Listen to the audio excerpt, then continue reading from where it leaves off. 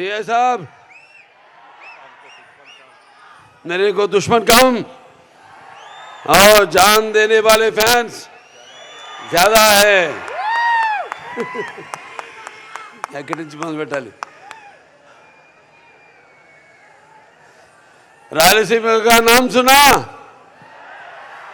वो मेरा अड्डा। దేశానికి ఒక రాష్ట్రపతినిచ్చింది రాయలసీమ. అవిభక్త ఆంధ్ర రాష్ట్రానికి 6 ముఖ్యమంత్రులు ఇచ్చింది రాయలసీమ. తెలుగు జాతి కోసం పిడికిలి బిగించిన ఒక మహనీయుడిని గుండెల్లో పెట్టుకుంది రాయలసీమ. ప్రపంచ పటంలో మన ఆంధ్ర రాష్ట్రాన్ని విజనరీ చేసింది ఒక రాయలసీమ. ఇది రాయలసీమ కాదు, రాయలసీమ. सारे जहां से अच्छा हिंदू सीता हमारा, हम बुलबुल है इसके ये गुल सीता हमारा. ఇవాళ సితారా ఎంటర్టైన్మెంట్స్ మా డాకు మహారాజ్ సినిమా యొక్క ఈ విజయోత్సవ సభకు విచ్చేసిన నా అభిమానులకి, రాయలసీమ నలుచెరుగుల నుంచి విచ్చేసిన ప్రేక్షక దేవుళ్లకు, అభిమానులకి, కళా పోషకులకు, కళా ప్రియులకు, అలాగే ఇక్కడ సభకు విచ్చేసిన నా సహచర శాసనసభ్యులైతేనేమి, మంత్రివర్యులు, శాసన మండలి సభ్యులు, వివిధ హోదాల్లో ఉన్న నా కుటుంబ సభ్యులందరికీ ముందుగా నా హృదయపూర్వక ఈ సినిమాని ఇంత విజయవంతం చేసినందుకు నా హృదయపూర్వక ధన్యవాదాలు తెలియజేసుకుంటున్నాను. పాత్రికేయులకు, ఎలక్ట్రానిక్ మీడియా, ప్రింట్ మీడియా వారికి అందరికీ కూడా నా కృతజ్ఞతలు తెలియజేసుకుంటున్నాను. డాకు మహారాజ్ అంటే ఒక చెప్పడం జరిగింది, ఒక పాత్ర నుంచి పుట్టుకొచ్చింది. ఎంతో ఒక సినిమా అంతా ఎంతో ఒక సర్వే చేస్తాం. ఈ మధ్య సర్వే చేయాలి అంటే నాకు అవసరం లేదు, అయినా ఒక తపన, మా అందరిలో తపన. మా దర్శకుడు బాబీ అయితేనేమి, మా నందమూరి ఎన్బికే తమ్మన్ గారు అయితేనేమి, ఎంతో రీసెర్చ్ చేస్తాం. ఏదో చేయాలి, ఇంకా ఏదో ఇవ్వాలి అనే ఒక ఆవేశం, ఒక తపన. ఆ తపనే ఒక చిన్న పాత్ర ఆదిత్య 369లో నేను 91లో చేశాను, 1991లో. అది నాకు గుర్తుండిపోయింది, ఎందుకంటే నా అమ్మాయిలు ఎప్పుడు నా గుండెల్లో ఉంటారు. అంటే భావస్తురాణి జన్మాంతర సౌహృదాన్ని అంటారు. అంటే పోయిన జన్మలో కొంతమందితో ఉండే సత్సంబంధం వల్ల ఈ జన్మలో కొంతమందిని తిరిగి పొందొచ్చు. కానీ ఇన్ని వేల లక్షల కోట్ల మంది అభిమానులు పొందడం అంటే అది నా పూర్వజన్మ సుకృతంగా భావిస్తాను. సమాజం మీద నాకు బాధ్యత ఉంది. అలాగే నా అభిమానుల్ని వాళ్ళు కూడా కార్లలో ఎగరేసి గర్వపడేలా చూసుకునే బాధ్యత కూడా నా మీద ఉంది.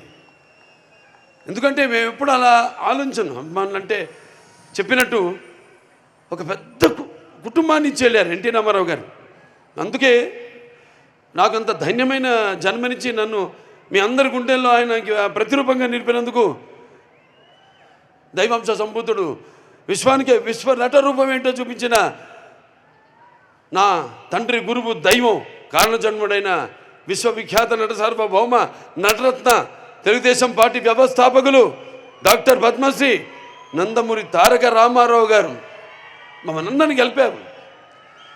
అటు సినిమా రంగంలో మరి ఆయన నటిస్తుంటే పౌరాణికాలు ప్రాణం పోసుకున్నాయి, జానపదాలు జావలీలాడాయి, అలాగే సాంఘికాలు సామాజ వర్గమనాలు అయ్యాయి, అలాగే పాట పద్యం పదిలెక్కింది, పాట నాటు నేర్చింది, కళామ తల్లి కన్నుల పండుగ చేసుకుంది, కలగల నవ్వింది, గలగలలాడింది. అటువంటి రామారావు మరి ఆయన బిడ్డగా పుట్టడం అంటే ముందు తెలుగు జాతి చేసుకున్న అంటే ఆయన తెలుగు జాతిలో పుట్టడం అనేది తెలుగు జాతి అదృష్టం. అయితే మనమందరం ఆయన పుట్టిన జాతిలో మనం పుట్టడం మనందరం చేసుకున్న అదృష్టం. మరి ఆయన బిడ్డగా పుట్టడం అన్నది అది ఎన్ని జన్మల మరి ఏ పుణ్యఫలమో. కానీ నా అభిమానులు ఎల్లప్పుడూ నా గుండెల్లో ఉంటారు. మీకు మాకు ఏ జన్మల అనుబంధమో, ఏ రుణానుబంధమో, ఏ విడదయ్యలేని అనుబంధమో కదా అని నాకు అనిపిస్తూ ఉంటుంది. సో అలా ఇంత పెద్ద కుటుంబాన్ని, అభిమానులు, సినిమా నటుడిగా, రాజకీయాల్లో ఇవాళ నా హిందూపురం ప్రజలందరికీ నా శిరస్సు వచ్చి వాళ్ళ కృతజ్ఞతలు తెలియజేసుకుంటున్నాను. వాళ్ళు 3వ సారి గెలిపించారు నన్ను. వాళ్ళందరికీ నా కృతజ్ఞతలు తెలియజేసుకుంటున్నాను. అలాగే ఆదిత్య తీసిన గెటప్ నా అభిమానులు గుండెల్లో, అభిమానులే కాదు ప్రేక్షకుల గుండెల్లో ఒక చెరగని ముద్ర. ఎందుకంటే శ్రీకృష్ణదేవరాయలు అది మామూలు పాత్ర కాదు. అది కాకుండా మళ్ళీ ఆయన మారు వేషంలో కృష్ణకుమార్ని కాపాడడం, ఆ గెటప్ అలా ఉండిపోయింది నా మైండ్లో. ఫ్యాన్స్ ఎప్పటి నుంచో కోరుకుంటున్నారు అభిమానులు, మొత్తం సినిమా అంతా ఈ గెటప్లో ఉంటే ఎలా ఉంటుందని. అది నేను ముందు వ్యక్తపరచడం జరిగింది. ఏమంటే సర్వే ఒక నా ఆవిష్కరణ చేసుకోవడం ఓ పాత్రని.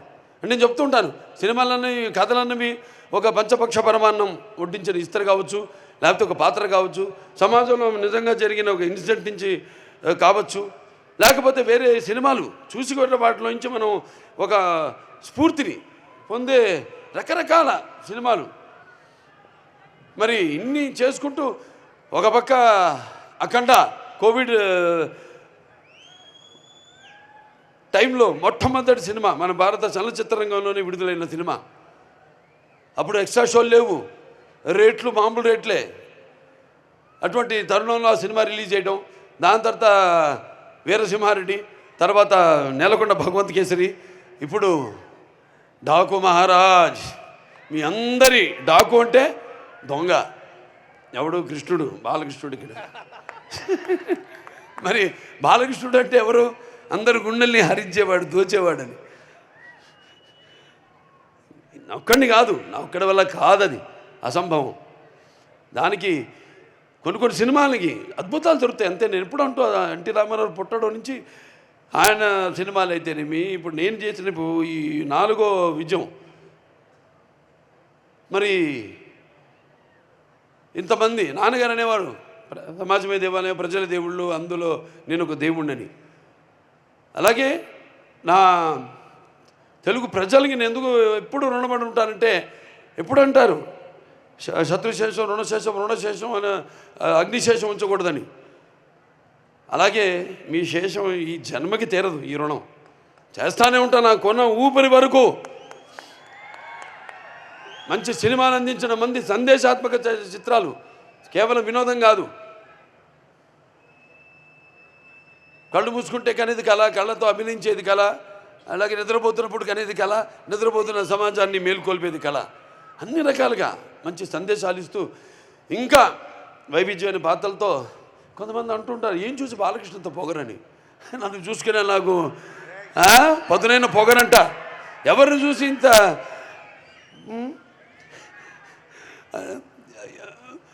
అంటే అన్నీ తెలుసా వీడికి అనుకుంటారు. నన్ను నేను తెలిసే కంటే గొప్ప విద్య లేదని ఒక సవాలుగా నిలబడతా.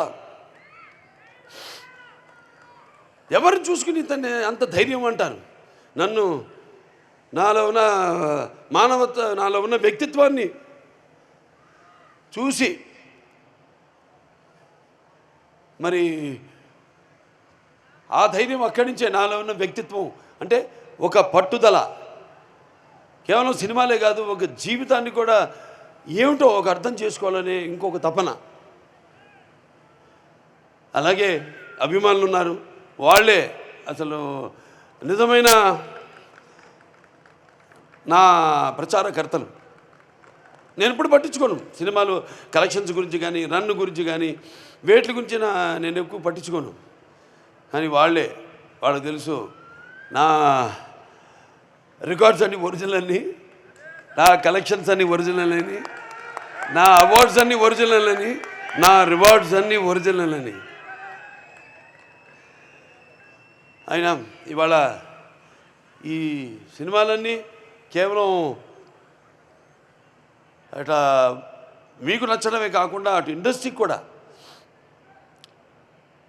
ఒక ఉడత, అటు పరోక్షంగా ఎంతోమంది ఉన్నారు సినిమా మీద ఆధారపడి సినిమా ఇండస్ట్రీలో అటు ఎగ్జిబిటర్స్ అయితేనేమి, పంపిణీదారులు అయితేనేమి, సినిమాకు పనిచేస్తున్న వాళ్ళు అయితేనేమి, వాళ్ళందరూ కూడా వాళ్ళందరూ ఆనందంగా ఉండడమే నాకు కావాలి. అలాగే మంచి సినిమాల వల్ల మంచి సందేశంతో మీ అందరూ కూడా విజ్ఞానం వినోదం రెండు పంచాలన్నదే నా ధ్యేయం. సరే, ఈ సినిమా మొదటి డైరెక్టర్ బాబీ కొల్లి, ఇది కథ కరెక్టే. సరే, వచ్చారు ఆయన, కలిశారు. ఒక ఫ్రెష్నెస్ కనిపించింది మామూలు చూసినప్పుడు. డైరెక్టర్ గారిని చెప్పినప్పుడు, మా నిర్మాత వంశీ గారు చెప్పినప్పుడు వచ్చారు, కలిశారు. వంశీ గారు కూడా ఎంతో అనుభవం ఉంది, ఎన్నో సినిమాలు తీశారు, ఎన్నో బ్యానర్లు ఉన్నాయని, హారిక సితారాని, ఇట్లా ఎన్నో సినిమాలు తీస్తూ ఎంతోమందిని బ్రతికిస్తున్నాడు ఆయన. ఎంతో మంచి సినిమాలు కూడా తీస్తున్నాడు ఆయన మరి బాబీ గారిని తీసుకొచ్చా అంటే ఏదో ఒక విషయం ఉంది. అంతేకాకుండా ముందుగా ఒక బాబీ బాలయ్యని ప్రేమించిన పీరుడులాగా నేను అన్నాను. మొత్తం పూర్తిగా చూసేశాడు. అలాగే ఎంతో సున్నితంగా, ఎంత నవ్వుతూ, అసలు టెన్షన్ లేకుండా హ్యాపీగా లొకేషన్లో నాలో ఉన్న ఈ నవరసాలను రాబెట్టుకున్నాడు బాబీ. అలాగే నేను ఎప్పుడు అంటుంటాను, ఈ ముత్యాలు ఏటువాలుగా దొల్లుతుంటే చూడడానికి ఎంత అందంగా ఉంటే అంత అందంగా అందరి దగ్గర నుంచి, నటుల నుంచే కాదు, అటు సాంకేతిక నిపుణుల నుంచి అందరి గురించి కూడా వాళ్ళ పనితనాన్ని రాబెట్టుకోగలిగిన సత్తా ఉన్న దర్శకుడు మా బాబీ. అద్భుతం. ఆయనతో అంటున్నా, మీరు కూడా హీరోగా యాక్ట్ చేయొచ్చు కదా సినిమాలోని. అంటే ఆయన ఎంత హ్యాండ్సమ్గా స్టైలిష్గా ఉంటాడో, నన్ను కూడా మొదటి భాగంలో అంత స్టైలిష్గా, అంత అందంగా చూపించాడు. అంత అందంగా కనపడడానికి కూడా మళ్ళీ మన కారణాలు ఉన్నాయి. వేషధారణ, ఆహార్యం, మరి వాచకం, ఇవన్నీ ఉంటాయి. నన్నంత అందంగా చూపించిన మేకప్ అండ్ మహేష్ ఉన్నాడు. అయితే మా పర్సనల్ ప్రొడక్షన్ మేనేజర్ అశోక్, కుర్రాడి నుంచి కూడా సురేష్, అందరూ కూడా. అంతే, నేను పొద్దున్న వెళ్ళిపోతాను, నేను ముహూర్తాలు చూసుకుని వెళ్ళిపోతాను. ఆ టైంకి ఒక పక్క చలి, ఆ చలిలో వద్దరా మీరు అందరూ ఉండద్దు అక్కడ, నేను వెళ్ళిపోయి వాడు 10ంటికి షార్ట్ చెప్పారు, నేను రెడీ అవుతానంటే ఉండి టెన్షన్గా వాళ్ళు కూడా బయలుదేరి ముహూర్తాలు పెట్టేవాడిని. బయలుదేరి రండి చచ్చినట్టుకి, నేను బయలుదేరిన ముహూర్తాలకి వాళ్ళు బయలుదేరాలి, ఏం చేస్తారు అలా. సరే, ప్రతి ఒక్కరు అందరూ కష్టపడ్డారు. ఇక మా తమ్మన్ గారి నుంచి ప్రత్యేకంగా ఏం చెప్పక్కర్లే, ఏం చెప్పాలా నీకు ఏదో అంటాను. సప్త సాగర సంఘర్షణ తరంగ జ్వలిత శబ్దోద్భవ మాధురి శబ్ద స్వరాలైన సరిగమ్మ బదిరి సంగీత సాహిత్య మృదు గీతాలు వినడానికి మరి భాషా భేదం కానీ, ఆడమగ తేడా కానీ, లేకపోతే పండిత బామరాది పట్టు పిడుపులు కానీ, ధనిక దారిద్రాది తారతమ్యములు కానీ, దురభిమానులనే అడ్డకట్టలు గోడలు కానీ ఉండవని నేను ఇప్పుడు చెప్తుంటాను. ఆనాడు మనం చూసాము, చదివాం. ప్రతి సృష్టికర్త అయిన విశ్వామిత్రుడే తపస్సు నిజ జీవితానికి వచ్చాడని, అలాగే శ్రీకృష్ణుడి వేణుగానానికి ఆవుల మందం, గోవుల మందం మేపు మాని మోకరిలైనవి. అలాగే నేటికి నాదస్వర సంగీతానికి నాగపాములు పడగలు ఎత్తి ఆడడం చూస్తున్నాం. అంటే సంగీతంతో హిట్ అయితే సినిమా సగం హిట్ అయినట్టే, సంగీతం హిట్ అయితే. ఈయన సినిమాలు హిట్ అవ్వడం కాదు, బ్లాస్ట్ అవుతున్నాయి ఎక్కడికక్కడ, హూఫర్లు, స్పీకర్లు. సరే, ఏదైనా సినిమాని అర్థం చేసుకోవడం వేరు, సినిమాకి మామూలుగా పందాలు వాళ్ళ పని నెరవేర్చడం వేరు, నిర్వర్తించడం వేరు. బాధ్యతని, అది బాధ్యత కాదు, కానీ ఇక్కడ బాధ్యత. ఇంత కంటెంట్ ఇస్తున్నాం, ఇచ్చినప్పుడు దానికి స్పందన ఎలా ఉంటుందనేది జనం నుంచి కాదు, ముందు మా నుంచి రావాలి స్పందన. మాకు కలగాలి స్పందన. ఏంటి ఈ సినిమా, ఎక్కడికి వెళ్తుంది ఈ సినిమా, ఎక్కడ తీసుకెళ్తా ఈ సినిమా అనేది. అటువంటి అద్భుతమైన పాటలకే కాదు, అటు బ్యాక్గ్రౌండ్ మ్యూజిక్ అసలు బాక్స్ బద్దలైపోయేలా, స్పీకర్లు బద్దలైపోయేలా అద్భుతమైన సంగీతాన్ని, బాణీలను సమకూర్చిన మా తమ్మనికి నా ఆశీస్సులు తెలియజేసుకుంటున్నాను. అలాగే మా కెమెరామెన్ గారి గురించి చెప్పాలి. విజయ్ కార్తిక్ కన్నన్ గారు అద్భుతం అసలు. Sir thank you very much, super. అసలు ఆ విజువల్స్ చూస్తుంటే అందరూ ఏంటి హాలీవుడ్ సినిమా చూస్తున్నామా ఏమిటని అసలు సంబరాశ్చర్యాలకి గురై అసలు అటు నన్ను అందంగా చూపించడమే కాదు, విజువల్స్ కూడా ప్రతి సన్నివేశాన్ని కూడా తన లైటింగ్ మ్యాజిక్తో బ్రహ్మాండంగా అసలు అద్భుతంగా చిత్రీకరించారు ఆయన. అంటే ఒక డైరెక్టరు ఒక అనుకుంటే ఒక ఐడియా దాన్ని ఇంప్లిమెంట్ చేసేది కెమెరామెన్. ఒక భార్య భర్తల అనుబంధం లాంటిది, ఒకళ్ళు అర్థం చేసుకుని. బాబీ గారు షార్ట్ చెప్పేసేవారు అంతే హ్యాపీగా, ఏదో విజయ్ కార్తిక్ కన్నన్ గారు ఇది షార్ట్ అని వెళ్ళి కూర్చునేవారు అంతే. ఇక అది ఏదో చేసి మనిషి ఇటు అటు ఇటు ఎప్పుడు కూర్చున్నారు గాను, ఎప్పుడు ఆన్ ఫుట్, ఎప్పుడు యుద్ధ ప్రాతిపదిక మీద ఎప్పుడు అటు ఇటు ఇటు అటు. ఆయన అసిస్టెంట్స్ ఇద్దరు అబ్బాసు మన సర్విన్ వాళ్ళు చాలా అద్భుతంగా చిత్రీకరించారు ఆయన. ప్రతి ఫ్రేమింగ్ అయితేనేమి visuals and hats off to Yugandhar graphics అద్భుతంగా. శాన్ స్టామ్ నుంచి రావడం ఏంటి, ఆ డైలాగులు అసలు అద్భుతంగా. ఎవరు మన వినీతు చక్రి అండ్ మోహన్ కృష్ణ గారు, నందు భాను అద్భుతం. అసలు డైలాగు ఆ అమ్మాయి చెప్తుంది ప్రజ్ఞా జైస్వాల్ నా డాకుగా ఇంట్రడక్షన్ ముందు, కడుపులో ఏడి ఆడెక్కడ అంటే చూపిస్తారే మనమున్న చోటే అంటే, అవునరా కడుపులో ఉన్న బిడ్డ తన్ని అడుగుతున్నాడు నా తండ్రి ఏడని, చూడని వెనకాల ఇసుక మంచును చీల్చుకుని వస్తున్నాడు అనగానే అసలు అద్భుతం విజువల్స్, అది ఎక్స్ట్రాడినరీ గ్రాఫిక్స్. దాని తర్వాత ఇక మా ఎడిటర్స్ ఉన్నారు రూబెన్ అండ్ నిరంజన్ గారు, అద్భుతం. అంటే చెప్పారు తమ్మన్ గారు నాకు చెప్పారు, చాలా బాగా చెప్పారు. మేమే కాదు అక్కడ ఇంకో ఉన్నాను, ఒక మ్యూజిక్ డైరెక్టర్ ఉన్నాడు. జనం కూడా థియేటర్లో బడబడబడ యుద్ధ ఏమంటాం రణకొణ ధ్వనిలాగా మ్యూజిక్ ఇస్తే గుండెపోటు వచ్చే పోతాడు.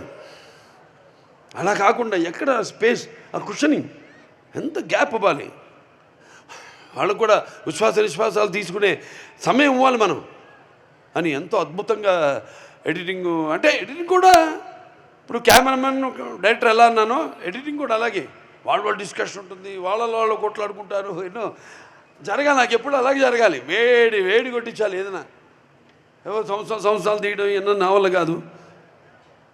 వచ్చింది మంచి థాటు, అదే ముహూర్తం, అదే తదేపో ముహూర్తం మొదలు పెట్టేయాలి అంతే. దాని మీద దాని గురించి ఇంకో పక్కన వాళ్ళు ప్రమేయం మన మీద పడిందంటే అయిపోయినట్టు, అది ఆడినట్టే. అంటే మనం అనుకున్నాం ఒక కన్విక్షన్ వెళ్ళిపోవడమే ముందుకి. అలాగే మా వెంకట మాస్టర్ ఫైట్ మాస్టర్ అద్భుతంగా ఆయన పోరాటాలు చాలా అద్భుతంగా, అసలు కొత్త వెరైటీగా నాకు బాగా నచ్చింది. ఏంటంటే చివరిలో మా డిస్కషన్ జరిగింది, అంటే డిస్కషన్ జరలా, క్లైమాక్స్ ఫైట్ ఏదో అనుకున్నాం బేభత్సంగా భయంకరంగా అద్దాల పగలు కొట్టుకుని, గుర్రాలు కూడా అద్దాల పగలు కొట్టి రాజ్పుట్ ఆడ స్టైల్లో అనుకున్నాం. ఏమన్నా డైరెక్టర్ గారు వచ్చి బాబు తీసాం, కొన్ని షాట్లు తీసిన తర్వాత ఏం లేదు పాపలా వెనక్కి వస్తుంటుంది, మొదట్లో వచ్చినట్టు తిరిగి ఇలా చూస్తుంది. అక్కడి నుంచి హీరో మీరు ఎంటర్ అవుతారండి అంటే, ఆ సలైన్ బాటిల్తో అలా ఎంటర్ అవుతారంటే ఎక్స్ట్రాడినరీ. ఇంకెందుకని ఏం ఎక్స్ట్రాడినరీ కూడా అల్లా ఓకే సార్ అలాగేనండి అని వెళ్ళిపోయా, కూర్చున్నాను. తెలిసిపోయింది మేమేమేమనుకుంటాం, తెలుసు రేపు ఎలా ఉండబోతుందో రెస్పాన్స్. అంతే గమ్మని వెళ్ళిపోయి కూర్చున్నా అంతే. బయట హ్యాపీగా కూర్చుని వేరే ఏదో మోహన్ కృష్ణ గారినో అట్లా పిలిపించుకుని ఏదో జోకులు వేసుకుంటూ మాట్లాడుకుంటూ. అలాగే మా డైరెక్టర్ గారు డిపార్ట్మెంట్ ఉంది, డైరెక్షన్ డిపార్ట్మెంట్, కాంతి గారు అయితేనేమి, లేకపోతే సోమరాజు గారు వచ్చాడు, సోమరాజు గారు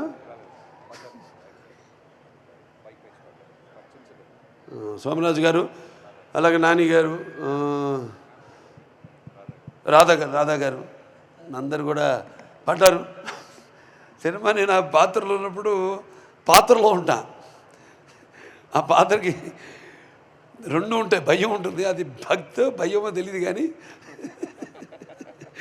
సో అలా అందరూ కూడా మా డాన్స్ మాస్టర్ గురించి చెప్పుకోవాలి.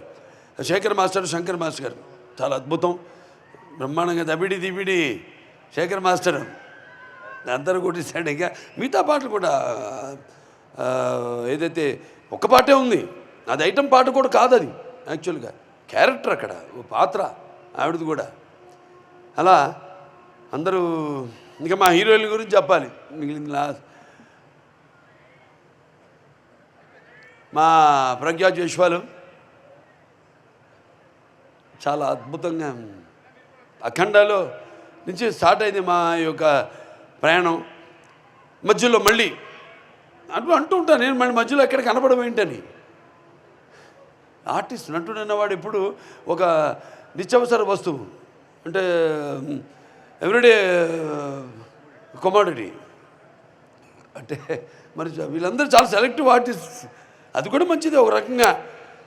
ఎందుకంటే అప్పుడు చూసిన ప్రజ్ఞ ఏంటి అఖండాలో, ఇప్పటికీ అలా ఉంది. మరి రెండు క్వాలిటీస్, అటు నటన ఇటు అందం రెండు కలపోసుకుని ఒక ప్రజ్ఞా జైస్వాల్. అలాగే ఈవిడ మా శ్రద్ధ శ్రీనాథ్ ఫైర్ బ్రాండ్ అని చెప్పాలి యాక్టింగ్లో, ఫైర్ బ్రాండ్. ఆవిడ పాత్రలు అలాగే వస్తాయి, ఆవిడ తగ్గట్టుగా ఆయనకున్న టాలెంటు, ఎమోషనల్ క్యారెక్టర్సు చాలా అద్భుతంగా. అసలు ఆ పాత్రని అంతే డైరెక్టర్ గారు చెప్పారు, సునామీ వచ్చేటప్పుడు అదే వచ్చే ముందు సముద్రం ఎలా ఉంటుంది నిశ్శబ్దంగా, అలా పాత్ర అంత నిశ్శబ్దంగా ఉండి ఎలా అసలు ఏ లెవెల్కి దానికంటే స్కైస్ ద లిమిట్ అంటాం, అంటే లార్జర్ దెన్ లైఫ్ అంటుంటాను నేను, అప్పుడప్పుడు వాడుతుంటాను ఆ పదం. సో అక్కడికి అంత బాగా పర్ఫార్మెన్స్ చేసి ఆ పాత్రకి అంత న్యాయం చేసింది ఆవిడకి. అండ్ ప్రజ్ఞకి ఇద్దరికి ధన్యవాదాలు తెలియజేసుకుంటున్నాను, అభినందనలు తెలియజేసుకుంటున్నాను. అలాగే మేము ఊర్వశి రౌతేలా బాబా ఒక షార్ట్ చేశాక తపన అంటాం, బాగా చేశానా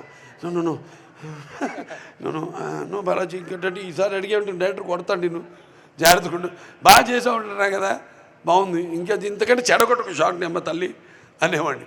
ఆ తపన పాత్ర కూడా తంతు కూడా ఎక్కడెక్కడ పాత్రలను వాడుకోవాలి కూడా సరిగ్గా డైరెక్టర్ గారు వాటిని పెట్టి, పాటలు అయితే ఇక సరే చెప్పక్కర్లా దబిడి దిబిడి అదర కొట్టేసింది.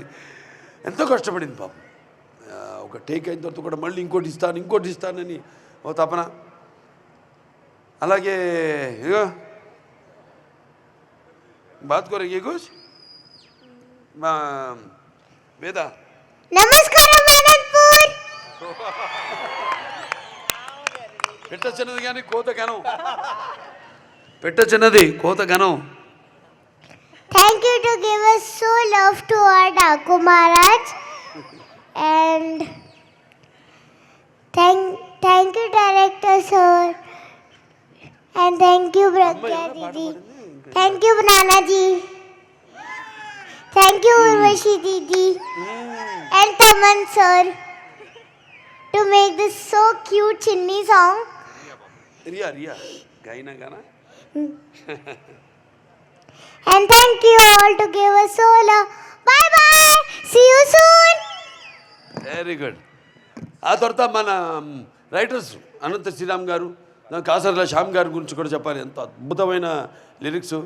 రియా పాడింది ఇందాక పాట, అక్కడ కూర్చొని అక్కడ మీలో ఒకటికైనా వింటున్నప్పుడు ఆ పాట సినిమా అయిపోయింది, చేసేసాం, మన పాలన అయిపోయింది, కానీ కళ్ళు చెమ్మగిల్లాయి ఆ పాట పాడుతున్నప్పుడు. సినిమాలు కూడా అంతే, ప్రతి వాళ్ళు ఆడ మగ తేడా లేకుండా అందరూ కన్నీళ్ళు లేకుండా ఎప్పుడు బయటికి రావట్లా థియేటర్ నుంచి. అంటే అంత అద్భుతంగా పాత్రలు ఒక చరిత్ర సృష్టించింది ఈ సినిమా. చిరస్థాయిగా నిలిపోయే సినిమా అది. చిరస్థాయిగా నిలిచిపోయే సినిమాలు చాలా తక్కువ, అలా వెళ్ళిపోతుంటాయి మేఘాలు. కానీ ఇది అలా కాదు. మనం ఎన్నుకొండకి సినిమాల గురించి చెప్పుకుంటాం, చిరస్థాయిగా ఆర్కైవ్స్లో దాంట్లో ప్రిజర్వ్ చేస్తున్నారు. ఒక మాయా బజారను లేదా నా అదృష్టం నేను చేసిన కొన్ని సినిమాలు అట్లా చిరస్థాయిగా, ఒక సమరసింహారెడ్డి కావచ్చు, ఒక నరసింహనాయుడు కావచ్చు, ఒక మంగమ్మ గారి మనవడు కావచ్చు, ఇట్లా సింహ కావచ్చు, లెజెండ్ కావచ్చు, అఖండ, ఒక వీరసింహారెడ్డి, ఒక నేలకొండ భగవంత్ కేసరి, ఇవాళ ఒక డాకు మహారాజ్ సినిమా. నేను గర్వంగా చెప్పుకుంటాను. అంటే రుణం తీర్చుకోవడం రకరకాలుగా నేను చెప్పాను ఇందాక. సో ఇలా ఈ రకంగా తీసుకుంటున్నందుకు ఎంతో తృప్తిని కాదు, ఇంకా నాకు ఒక తపనను మించింది. నా బాధ్యత నన్ను ఎప్పుడు నేను బాధ్యతని, అందుకే అంటే బాలకృష్ణకి ఎందుకు ఇంత అహంకారం అని అంటారంటే, పొగని అంటారంటే నాకు నేనే అని నేను ఇందాక చెప్పాను. అది ఒక తృప్తి కాదు, అదొక ఇంకా నా ఆలోచనలను ఇంకా పదును పెట్టి, నాకు వయసు అబద్ధం చెప్తుంటా నేను. 46 నాకు, మరీ 18 అంటే బాగుండదా? దాన్ని తిరిగేసేయండి, అది నా వయసు. కానీ దాంతో సంబంధం లేదు నాకు. నా ఆలోచనలు అంతే, ఆ భగవంతుడు ఆశీస్సులు ముందుకు తీసుకెళ్తున్నాను. అలాగే బాబీ డియోల్ గురించి చెప్పాలి. ఆయనకు మరి అప్పటికి యానిమల్ సినిమా రిలీజ్ కావాలో మేము ఎంత డిస్కషన్లో ఉన్నప్పుడు ఎవరైతే బాగుంటారు విలన్గా అన్నప్పుడు మామూలుగా అంటే అసలు ఎవరికి పురించని పేరు అది. జస్ట్ 2 క్షణాలే కళ్ళు మూసుకున్నా అంతే. బాబీ డియోల్ కానీ బుక్ చేద్దాం ఉండి అన్నాను. అంటే వెంటనే ఓకే అన్నాను. ఎందుకంటే నేపథ్యం ఇది ఎక్కడో రాజస్థాన్లో రాజ్పుట్స్ వాళ్ళలో జరిగేది కాబట్టి చాలా బాగుంటుంది. అండ్ అంటే అంటాం కొన్ని ఎంతో కాకతాళీయంగా యాదృచ్ఛంగా జరుగుతాయని. ఆ జరిగిన వాటిలో చాలా ఉన్నాయి సినిమాలు, నా ప్రతి సినిమాలో ఉన్నాయి అని అలా. సో నా దర్శకులందరూ కూడా ఇప్పుడు నాకు ఇచ్చిన ఈ 4 సినిమాలు, స్టార్టింగ్ విత్ బోయపాటి శ్రీనివాస్ గారు, దాని తర్వాత మల్లేని గోపిచంద్ గారు అయితేనేమి, దాని తర్వాత నా అనిల్ రావుపూడి గారు అయితేనేమి, ఇప్పుడు మన బాబీ గారు అయితేనేమి, అందరూ నాకు నా అదృష్టం. అటువంటి సోల్జర్స్ దొరకడం అనేది నాకు నా అదృష్టం. సో ఇంకా పేరున అందరూ కూడా సినిమా పనిచేసే ప్రతి ఒక్కరికి, కార్ డ్రైవర్ నుంచి ప్రొడక్షన్ మేనేజర్సు, మాకు చెప్పాను వంట వండి పెట్టిన వంట వాళ్ళకైతేనేమి, అంటే ఒక సినిమా ఇంకా అంటే మీరు చూస్తారు సినిమాలో థియేటర్లో కానీ అక్కడ కష్టపడే వాళ్ళు ఎంతోమంది. పొద్దున 3:30 నుంచి మొదలవుతుంది, రాత్రి మరి ఎన్నిటి దాకా అంటే అన్నిటి దాకా పనిచేస్తాం, చేసుకుని వెళ్తూ ఉంటుంది. ఈ సినిమా తొందర విడుదల చేయాలి, సినిమా అయిపోయిన తర్వాత అదొక టెన్షను. జనగా పెట్టుకోను, జనగా అందరికి ఉంటుంది, వాళ్ళతో పాటు పంచుకోవాలి. ఏంటంటే ఒక మంచి సినిమా చేసాం, మరి విడుదలకు సిద్ధంగా ఉంది, విడుదలైతే దాని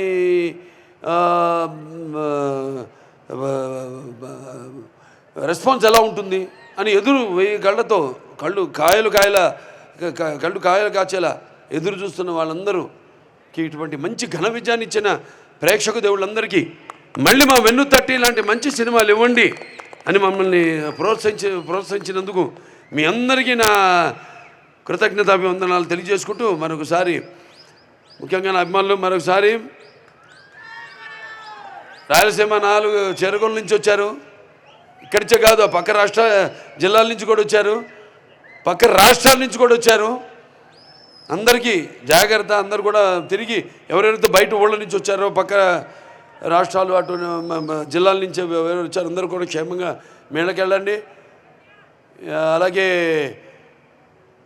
మా press, print and electronic media వాళ్ళందరూ కూడా నా కృతజ్ఞతలు తెలియజేసుకుంటున్నాను. అలాగే ప్రత్యేకంగా పోలీస్ శాఖ వారికి నా కృతజ్ఞతలు తెలియజేసుకుంటున్నాను.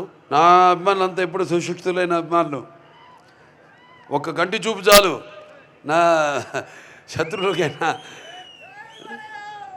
లేకపోతే ఒక్క కంటి చూపు నా అభిమానుల వైపు చూసిన వాళ్ళు సుశిక్షితులైన సైనికులు అర్థం చేసుకుంటారు. చూపునే అర్థం చేసుకుని నా అడుగు కలుపుకుని నడిచే నా అనుంగ సోదరులు, నా అభిమానులు, వాళ్ళందరికీ నా కృతజ్ఞతలు తెలియజేసుకుంటూ, మరోసారి ఇంత పెద్ద ఘన విజయాన్ని అందించినందుకు అందరికీ పేరున నా కృతజ్ఞతలు తెలియజేసుకుంటూ నేను సెలవు తీసుకుంటున్నాను.